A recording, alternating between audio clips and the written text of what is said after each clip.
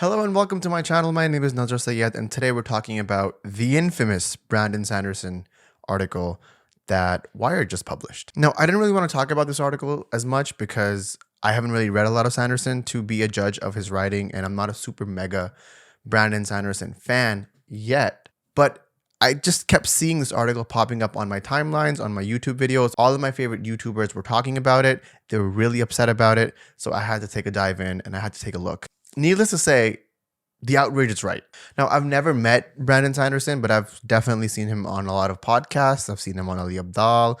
I listen to Writing Excuses weekly. I think he's very generous with his advice, and he's very generous with letting us know exactly what it takes to become a good writer. I can always appreciate someone who takes their time and really explains the know-hows of the industry. Now, immediately right off the bat, this article felt like a hit piece. The writer really wanted some dirt on Brandon Sanderson, and I don't think he found it, which is why he fell to the lowest levels of mockery and just completely insulting the guy. But why would he want to write a hit piece on Brandon Sanderson? He's the safest writer out there.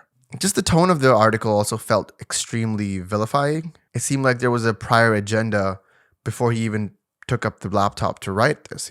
Now, what the motivation of the writer was is unknown. And writing a hit piece over a fantasy author just seems very benign. Like, I get it if you're trying to uncover someone like J.K. Rowling. That's a personality that is definitely contentious in the normal pop culture now. But Brandon Sanderson is safe. Every time I've heard Brandon Sanderson talk, I just feel like he's very media trained. He knows what not to say. I guess that could come off as a little bit suspicious, but the fact that this writer went out of his way to look for it, just raising a lot of eyebrows. I feel like the most disgusting part of this article was how he portrayed the family. Brandon Sanderson definitely gave access to his personal people around him, and this writer just sort of took advantage of that, which is very disgusting. This is why mainstream media is failing, guys. This is exactly why people are not trusting mainstream news outlets. What's funny is a week later, Esquire put out an article which is actually really good. It really gives the man justice. You can definitely see the two styles of writing on both the articles. One is trying to really take down a personality, the other just trying to build it up.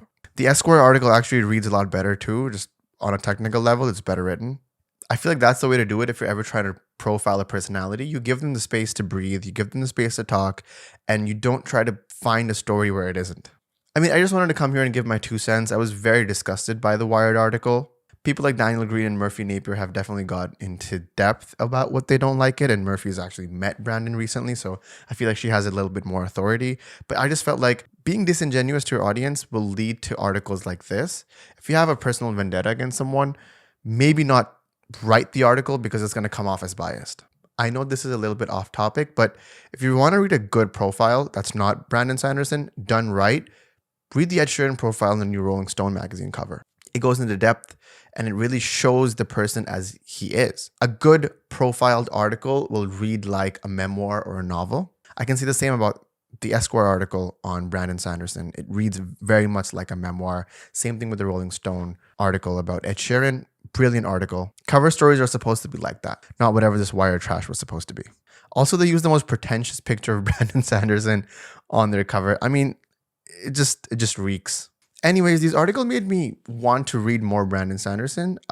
Please let me know if you guys are Brandon Sanderson fans and where I should start his stuff. I know the Cosmere is huge. There's a lot of places to dip into and, start. But I want to know where the most popular way to start is and where I could get the most enjoyment from. If you guys want to follow what I do, all of my links are down below. I have a couple of poetry collections out.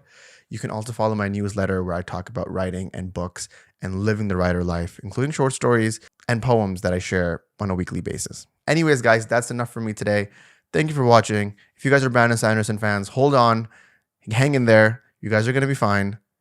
My name is Nazar. See you guys in the next video. Cheers.